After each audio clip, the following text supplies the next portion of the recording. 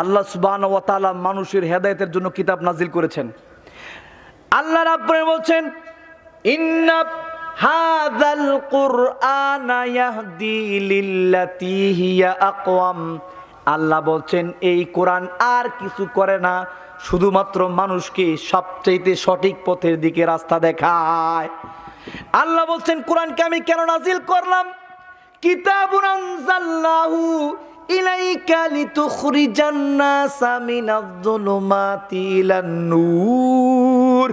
আল্লাহ বললেন, ও নবী, আমি তোমার উপরে এই কোরআনকে নাজিল করেছি যেন তুমি মানুষকে অন্ধকার থেকে, মানে জাহান্নাম থেকে আলোর দিকে নিয়ে আসতে পারো। এই কোরআন এমন একটা কিতাব, এই কোরআন এমন একটা গ্রন্থ, যে গ্রন্থের শিক্ষা আজকে আমাদের সমাজের মধ্যে নাই। যদিও আমাদের সমাজে নামাজির সংখ্যা কম নাই, যদিও আমাদের সমাজে মসজিদের সংখ্যা কম নাই, যদিও আমরা সবাই মুসলিম দাবি করি, কিন্তু প্রকৃতপক্ষে ভাইজান যদি বলতে চাই, কোরআনের 100 ভাগের 1 ভাগ আমাদের সমাজে নাই। সমাজ তো দূরে থাক, আমার ব্যক্তির মধ্যেও নাই, আমার পরিবারের মধ্যেও নাই। কোরআন আল্লাহ সুবহানাহু ওয়া তাআলা নাজিল করেছেন মানুষের হেদায়েতের জন্য। এই কোরআনকে যারা অবজ্ঞা করেছে তাদের অবস্থা যুগ যুগ থেকে চরম খারাপের দিকে গেছে। আপনারা জানেন চীনে করোনা ভাইরাস আছে, তাই না? জানেন তো? চীনে এই করোনা ভাইরাস আক্রমণ করাতে আমি কিন্তু খুশি। আপনি খুশি হয়েছেন কিনা আমি জানি, আমি খুশি। আল্লাহর কসম করে বলি, আমি আল্লাহর লক্ষ লক্ষ শুকরিয়া আদায় করি। এরা কয়েকটা কাজ করেছে, চীন, ভালো করে বুঝবেন আলোচনা, কয়েকটা কাজ করেছে। 1 নাম্বার, তারা চীনের একটা এলাকা আছে জিনজিয়াং প্রদেশ, যেই প্রদেশটা দৈর্ঘ্য এবং প্রস্থে ইরানের সমান, এত বিশাল বড় প্রদেশ, যে প্রদেশের বাসিন্দারা বা অধিবাসীরা হলো মুসলিম। এদের উপরে এমন অত্যাচার করেছে চীন সরকার, এমন অত্যাচার করেছে, তাদের বাড়িঘরগুলো বুলডোজার দিয়ে ভেঙে দিয়েছে, মসজিদগুলো তালা দিয়েছে, মসজিদ ভেঙে দিয়েছে। এটা না একটা সাধারণ ব্যাপার। নামাজ পড়তে দেয় নাই, রোজা রাখতে দেয় নাই, দাড়ি রাখতে দেয় নাই, মুসলিম নাম রাখতে দেয় নাই। এগুলো অনেক আগের খবর।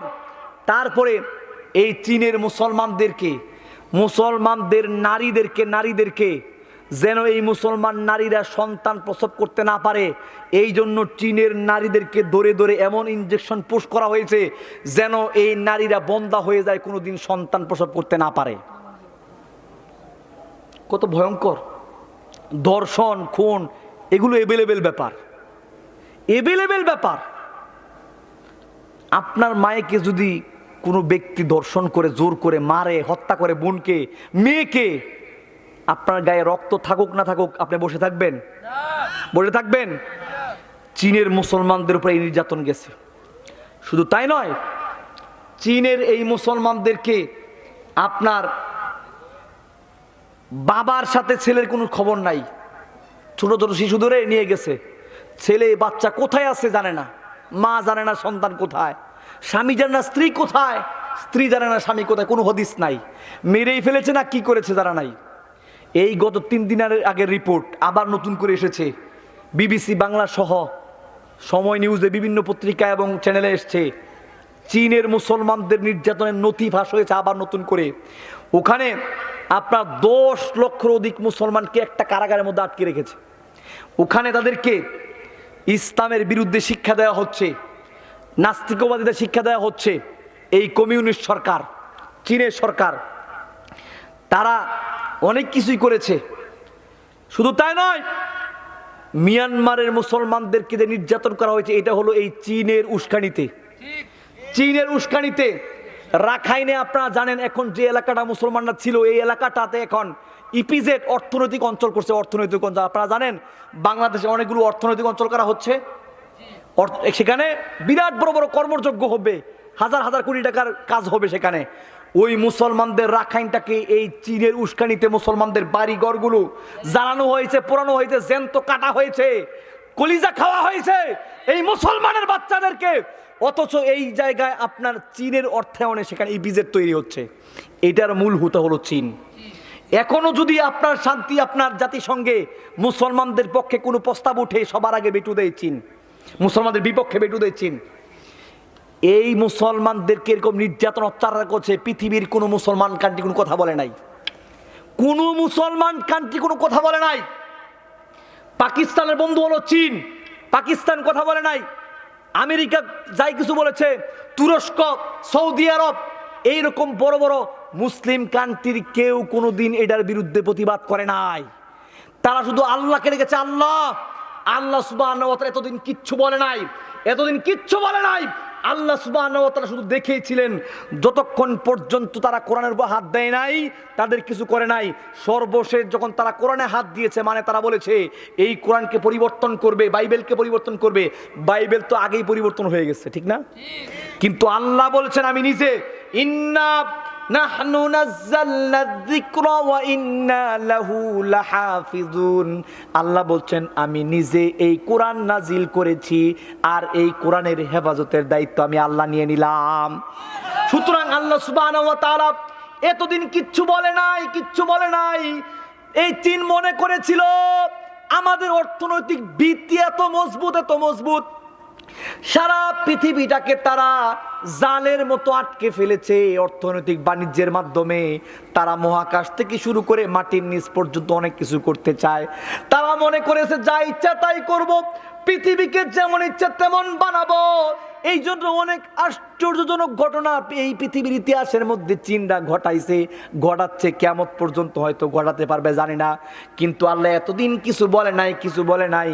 যখন তারা বলেছে এই কোরআনকে পরিবর্তন করবে, আল্লাহ বলছেন আমি এতদিন কিছু বলি নাই, এখন যখন কোরআনের উপর হাত দিছস, আল্লাহ বলছেন আমি আর সহ্য করতে পারলাম না। সম্মানিত উপস্থিতি, এই জন্য কি অবস্থা, শুধু এক মাসে 30 লক্ষ কোটি ডলার তাদের loss. 30 lakh crore dollar loss এক মাসে। এটা সাধারণ একটা হিসাব, আরো অনেক ভয়ঙ্কর অবস্থা। এই করোনা ভাইরাসের কারণে আরে মা মায়ের কাছে যায় না, মা মেয়ের কাছে যায় না, মেয়ে মায়ের কাছে, মার কাছে যায় না, বাবা ছেলের কাছে যায় না, কই ইয়া নাফসি ইয়া নাফসি, ঠিক না? ইয়া নাফসি ইয়া নাফসি বলছে আজকে।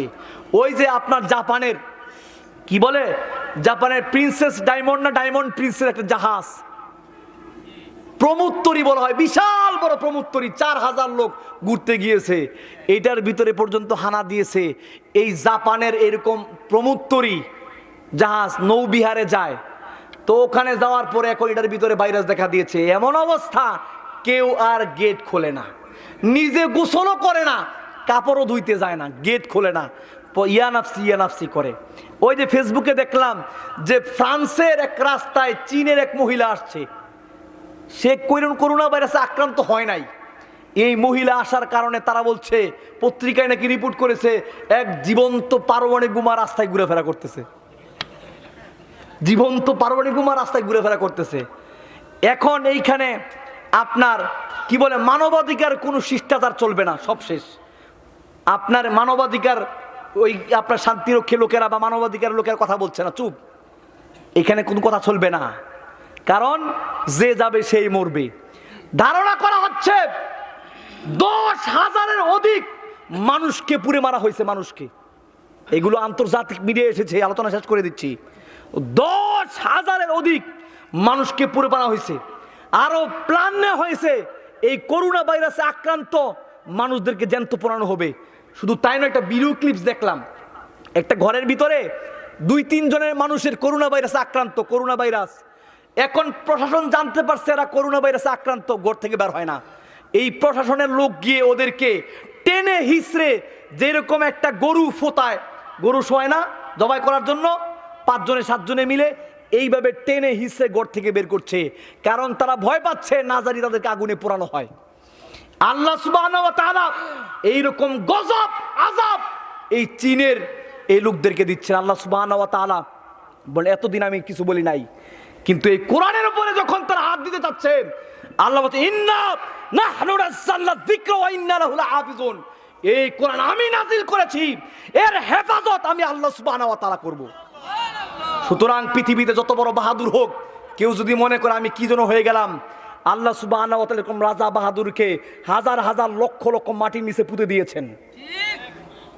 মানুষ তুমি কত বড়, একটা উদাহরণ দিয়ে আলোচনা শেষ করে দিব। এই পৃথিবীতে সূর্য থেকে 13 লক্ষ গুণ ছোট হলো এই পৃথিবী। সূর্য থেকে পৃথিবী থেকে 13 লক্ষ গুণ বড় হলো সূর্য। সূর্য থেকে 13 লক্ষ গুণ ছোট হলো এই পৃথিবী। আর এই পৃথিবীর 4 ভাগের 3 ভাগ হলো পানি, 1 ভাগ মাটি। এই 1 ভাগ মাটির ভিতরে হাজারো লক্ষ মাখলুক আল্লাহর আছে, এর মধ্যে ছোট্ট ক্ষুদ্র মাখলুক হলো মানুষ। আর এই মানুষটাকে আল্লাহ সুবহানাহু ওয়া তাআলার সাথে অহংকার করে কোরআনকে পরিবর্তন করতে চায়। আল্লাহ বলেন তোর মতো হাজারো হাজারো লক্ষ লক্ষ ফেরাউনকে আমি মাটির নিচে পুঁতে দিয়েছি। সুতরাং এই কোরআনের সাথে যদি কেউ বাহাদুরি করতে চায়, তার পৃথিবীতে সফলতা থাকবে না, পরকালে সফলতা থাকবে না। তাই বলছি, নিজের জীবনকে কোরআনে লাগাবেন, অবশ্যই আপনার সন্তানটাকেও, আপনার সন্তানের জীবনও কোরআনের আলোয় আলোকিত করবেন, তাহলে কিয়ামতের দিন প্রশ্নের জবাব দিতে পারবেন। আর যদি এই ইসলামের গণ্ডির বাইরে চলে যান, এর শিক্ষা না নেন, পড়া পঠন এবং কার্যকরণ সমাজে নিজের পরিবারে নিজের মধ্যে বাস্তবায়ন না করেন, এরকম হাজারো ওয়াজ শুনতে পারবেন, লক্ষ লক্ষ খুতবা শুনতে পারবেন, কোনো কাজে দিবে না। সুতরাং কিয়ামতের দিন মানুষের পক্ষে এই কোরআন সুপারিশ করবে, আবার মানুষের বিপক্ষে সুপারিশ করবে। ওয়াল কোরআন হুজ্জাতুল লাকা ওয়া আলাইকা। সুতরাং এই কোরআনের পথে আসুন, কোরআনকে মানুন, বুঝুন, কোরআনকে ইজ্জত করুন। ইজ্জত করে তাকের মধ্যে থুয়ে দেওয়া না, বরং এটাকে পড়া এবং এটার অনুযায়ী নিজের জীবনকে পরিচালনা করবেন, সমাজকে পরিচালনা করবেন, তাহলে সুখ ও শান্তি আসবে। দুনিয়াতে সুখ শান্তি পান আর না পান, আমি চ্যালেঞ্জ করে বলতে পারি, পরকালীন জীবনে চিরস্থায়ী সুখ ও শান্তি এবং বুক বিলাস আপনার নিশ্চিত হবে ইনশাআল্লাহ। আল্লাহ সুবহানাহু ওয়া তাআলা আমাদের সকলকে এই পর্যন্ত কোরআন ও সুন্নাহর আলোকে যা কিছু শুনলাম বুঝলাম, আল্লাহ সুবহানাহু ওয়া তাআলা আমাকে সহ আপনাদের সবাইকে এগুলো বুঝার, মনে রাখার, মৃত্যুর আগ পর্যন্ত আমল করার তৌফিক দান করুন, আমিন। যদি কোনো কিছু ভুল ত্রুটি করে থাকে, আল্লাহ সুবহানাহু ওয়া তাআলা যেন আমাকে ক্ষমা করে দেন, আমিন।